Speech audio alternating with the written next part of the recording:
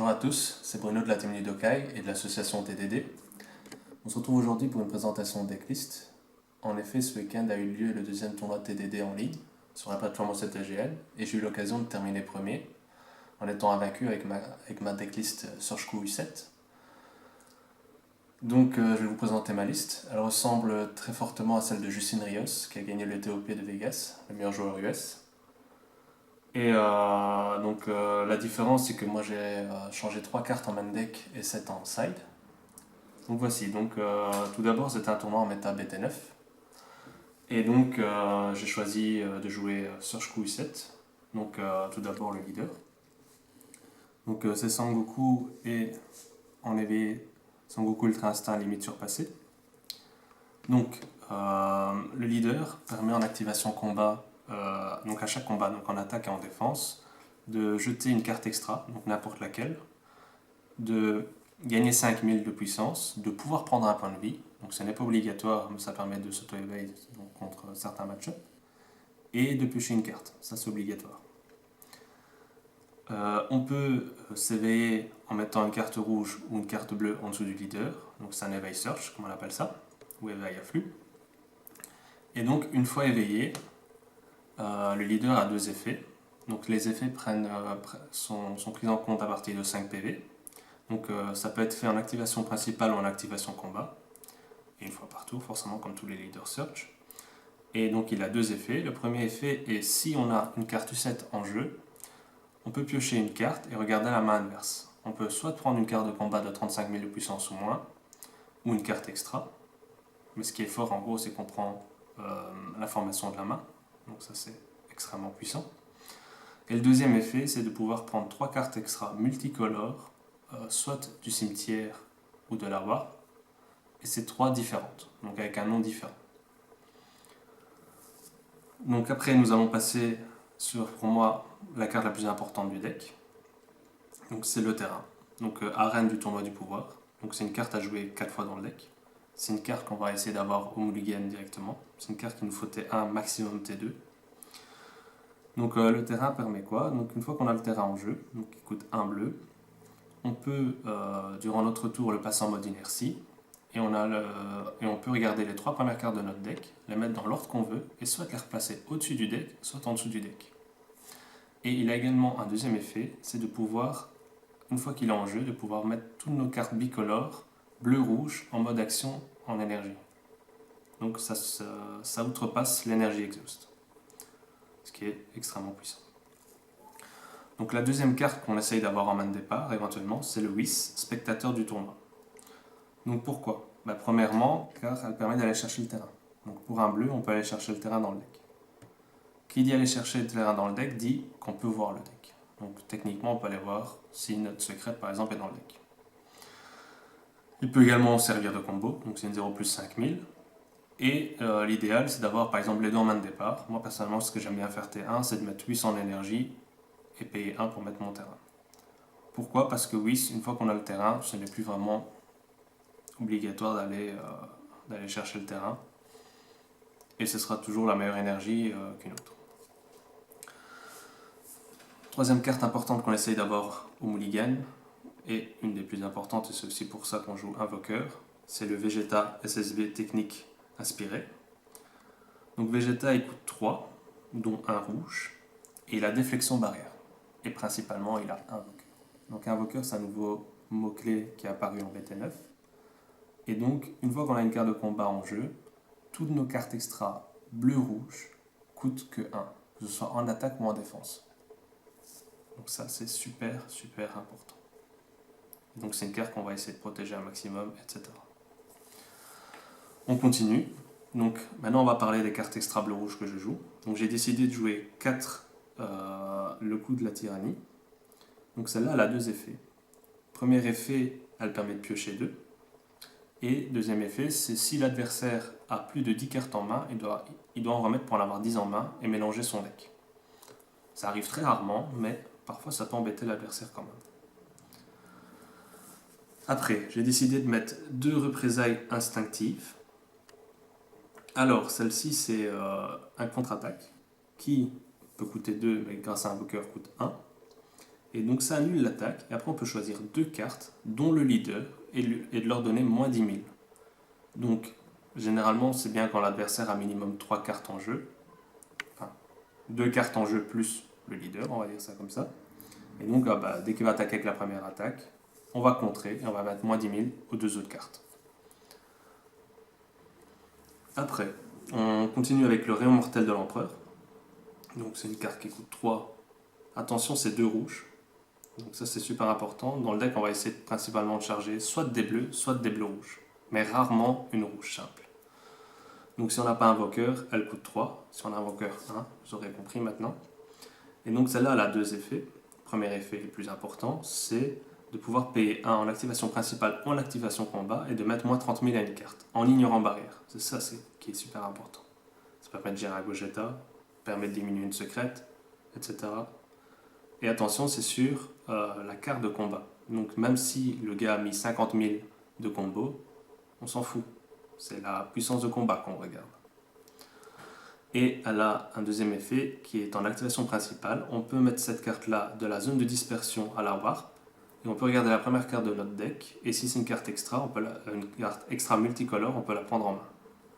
Et bien le terrain, c'est facile de faire ça. On continue avec Condamnation Royale. Donc j'en joue 4. Donc 2 bleus, 2 rouges. Ou 1 si on a un invoqueur. Condamnation Royale, c'est un contre-mise en jeu qui permet de gérer une carte de 8 ou moins et de la mettre en dessous du deck. Attention, ça ne marche pas sur Déflexion, ça vous connaissez, mais ça marche sur la plupart des secrètes, ça marche sur la plupart des finishers, etc. Ou si par exemple on sait que notre adversaire veut jouer une carte qui va nous faire mal, style une carte qui peut gérer notre Vegeta, on va le contre-mise en jeu. Donc on continue avec la dernière carte extra bleu-rouge, c'est On se bat ensemble. Donc j'ai décidé d'en jouer 3. Celle-ci, c'est une carte très forte, car elle permet de gérer tout un terrain, généralement. En gros, elle dit que toutes les cartes qui ont 25 000 ou moins sont mises KO. Attention, ça ne donne pas moins 25 000, c'est toutes les cartes qui ont 25 000 ou moins. Donc ça ne gère pas les cartes qui ont immortalité, et ça ne gère pas les cartes qui ont barrière. Mais c'est déjà très fort en soi. Et la deuxième particularité, c'est qu'on peut la récupérer pour un rouge du cimetière. Donc on paye un rouge et on la récupère en main. Et après on peut l'activer, ou tout simplement faire du CA positif. Donc très fort contre Piccolo, par exemple. On continue maintenant avec le contre-bleu. Donc j'ai décidé de mettre 4 dimensions magiques. Donc ça vous connaissez. Donc c'est soit on paye un bleu et on permet de taper 2 bleus. Attention, c'est des cartes bleues obligatoires.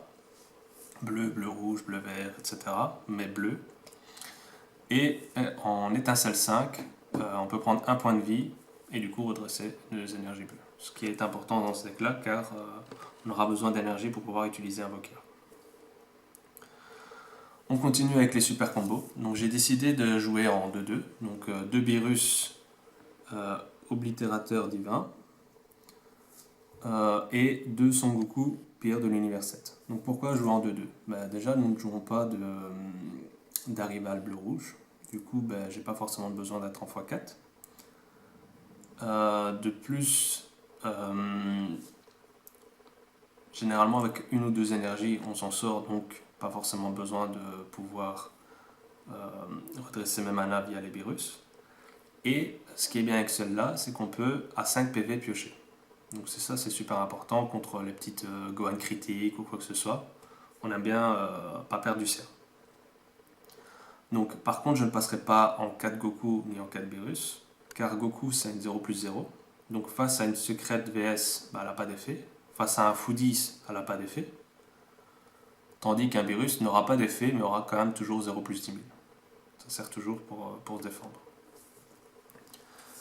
De plus, Beerus, j'en joue 2 car parfois ça m'arrive de le mettre en énergie car c'est une bleu-rouge. Et qui n'aura pas énergie Exos car généralement j'aurai le terrain sur le terrain, tout simplement. On continue. Donc après, on va passer sur la phase. On continue avec les contres. Donc j'ai décidé de mettre 2 Kame Sennin ralliement de l'univers 7. Donc j'ai pris les 2 Kame Sennin bleus parce que ça m'arrive de le mettre en énergie. Donc je préfère rester en 2 couleurs, tout simplement. Pour 1, c'est un contre. Ça annule l'attaque et ça se met en jeu. Donc simple et efficace, ça permet de combo également, si besoin. Après, nous avons Vegeta SS déferlement de déflagration. Donc là, on va arriver sur la chaîne Gogeta. Donc pour rappel, Gogeta arrive en union fusion pour 5. Et il nous faut un Goku et un Vegeta avec la même puissance de combat. Donc ici, j'ai décidé de prendre du 15 000. Donc j'ai décidé de prendre 3 Vegeta. Donc Vegeta, c'est une contre-attaque qui annule l'attaque et donne moins 5 000 à une carte de combat. Et qui peut être joué pour 1 si nous avons minimum 4 extras dans la zone de dispersion. Donc 4 extras. On ne regarde pas la couleur, c'est vraiment 4 extras. Ce qui est facile à faire avec notre leader. Après, on continue avec 4 Sangoku comme chien et chat. Donc ça, c'est la deuxième carte la plus chère du deck, mais elle est extrêmement importante. Pourquoi? Parce que pour 2, attention, c'est 2 bleus, c'est une contre-attaque, on annule l'attaque, et si elle arrive en jeu, donc ça ne prend pas un contre-mise en jeu qui ne permet pas d'être en jeu, on peut récupérer une carte de 3 ou moins dans sa main. Attention, ça marche dans les deux terrains. Donc si nous, par exemple, nous avons d'abord contré avec un Vegeta ou avec un Kame Sennin, on peut la récupérer. Attention, on ne peut pas récupérer le Goku comme chien et chat, mais par exemple, on pourrait remonter une menace du camp adverse, etc. Après, nous arrivons justement à Gogeta. Donc Gogeta, le héros ressuscité, une des meilleures cartes de BT5. Donc pour 5, Union Fusion. Et si on a étincelle 10, on se pique un PV en crit et l'adversaire remet toute sa main dans son deck et pioche 3 cartes aléatoirement. 30 000 barrières, déflexion. Donc en fait, à l'heure d'aujourd'hui, il n'y a aucune carte qui permet de la gérer. Quoi qu'il arrive, son effet passera. Elle pourra arriver en mode inertie, elle pourra remonter en main, mais son effet passera quoi qu'il arrive. Plus tard, il y aura un Jiren et du coup, la carte sera sûrement beaucoup moins jouée. Donc on continue avec un deuxième finisher. Donc Sangoku Instinct surpassé. Donc ça, c'est la nouvelle promo à gagner en tournoi boutique actuellement.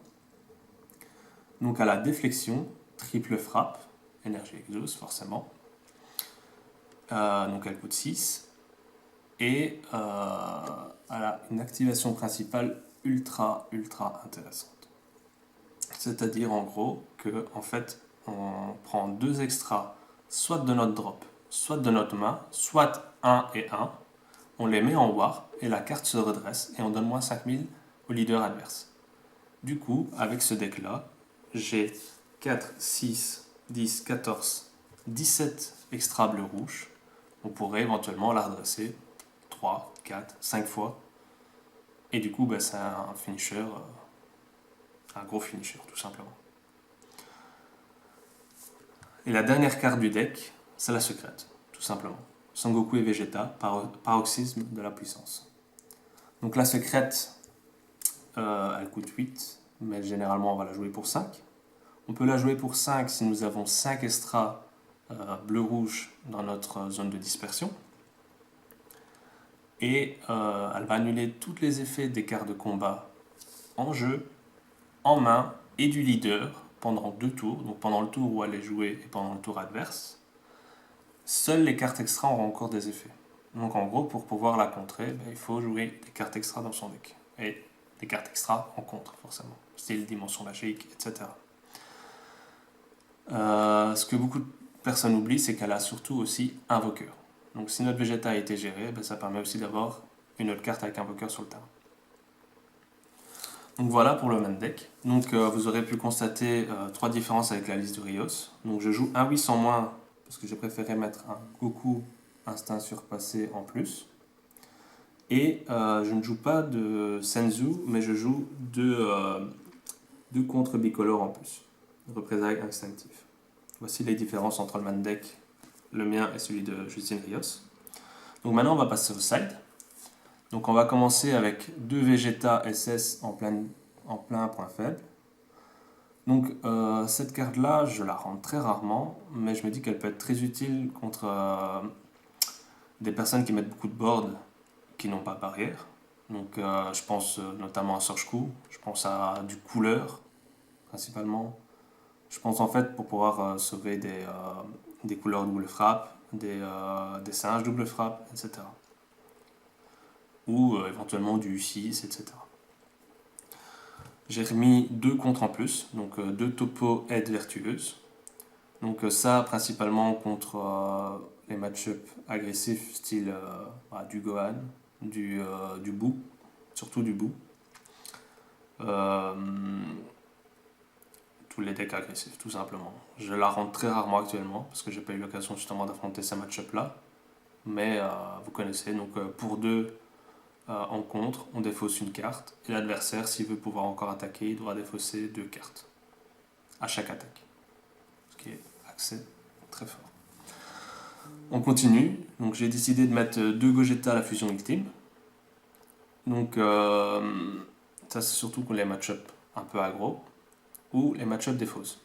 Donc en effet, pour 5 ou pour 4 en union fusion, on va pouvoir gérer 2 cartes sur le terrain qui n'ont pas barrière, attention, et piocher 2 cartes.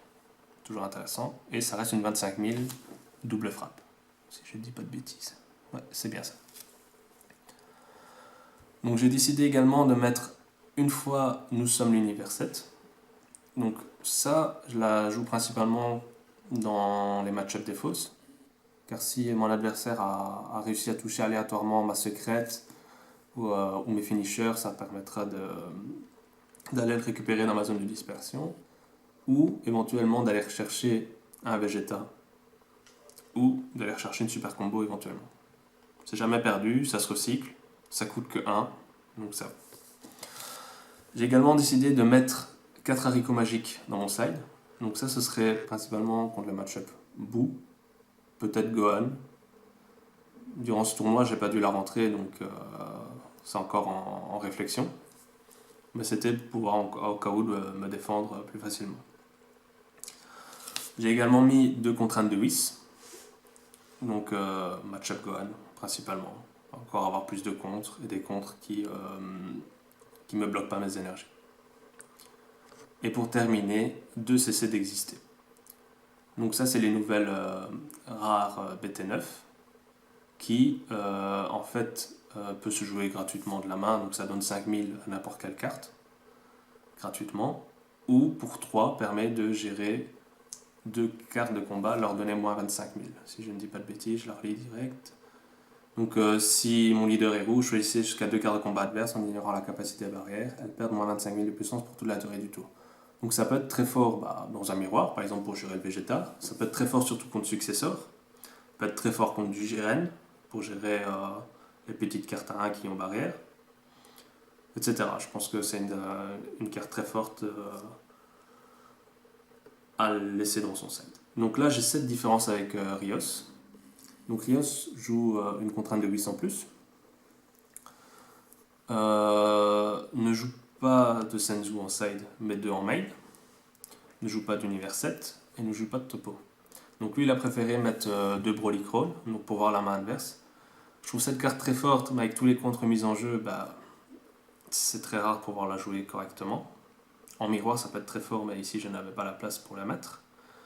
Il joue un Gogeta 7 en plus, mais je pense qu'avec 2, c'est largement suffisant. Un Vegeta en plus, moi j'ai préféré justement mettre des topos, donc ça reste un contre pour un contre. Et je pense que c'est tout, si je ne dis pas de bêtises, je pense avoir fait le tour. Donc en fait, pour vous parler un peu du tournoi, en ronde 1, j'ai rencontré Dylan Baranco, si je ne dis pas de bêtises. Donc il jouait un Gogeta Switch avec une chaîne couleur, etc. Donc la game a été streamée par TDD, donc vous pourrez la retrouver sur notre Twitch ou sur notre chaîne YouTube bientôt. Je gagne 2-0. La deuxième ronde, je suis tombé contre Michael Malvo, qui jouait un Broly Surge, également 2-0. Troisième game contre Jean Malval, qui jouait un Piccolo Surge. Là, je finis en 1-0, on finit au time. Je pense que j'aurais pu lui mettre 2-0, mais c'était le time. Et la dernière game, j'ai joué contre Aurélien Touzeau, je crois, si je ne dis pas de bêtises. Désolé si c'est le cas. Et là, c'était un match miroir, et ça s'est également fini en 1-0. La première partie a duré tellement longtemps qu'on n'a pas pu commencer la deuxième. Donc voilà, c'était Bruno pour la team du Tokai et l'association TDD. Si vous avez des questions, n'hésitez pas, j'y répondrai volontiers. 舞い上がれ純白の雲